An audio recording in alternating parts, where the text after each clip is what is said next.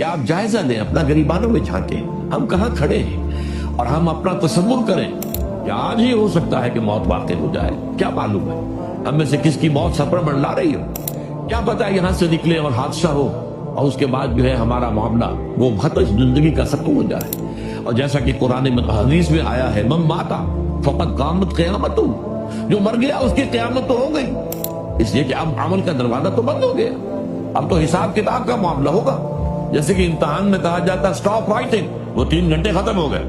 یہ ہمارے 3 گھنٹے کسی بھی وقت ختم ہو سکتے ہیں.